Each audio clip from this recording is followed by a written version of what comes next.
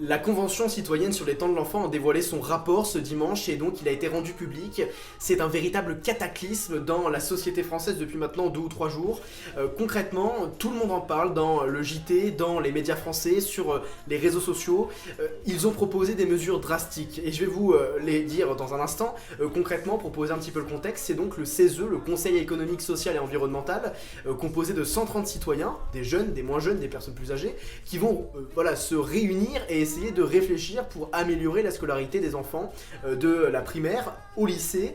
Les différentes propositions, elles sont au nombre de 3. La première, c'est supprimer d'emblée le 8h-18h en passant sur un modèle 9h-15h30 pour les collèges et les écoles primaires et 9h-16h30 pour les lycées. On sort donc d'emblée du 8h-18h. Ensuite, l'idée ce serait donc de pouvoir avoir beaucoup moins de travail personnel, de devoirs à faire à la maison, qui sont souvent donnés par les professeurs. Et puis la troisième mesure emblématique, elle est la suivante, c'est simplement de passer des cours d'1 heure à 45 minutes pour concentrer l'élève au maximum.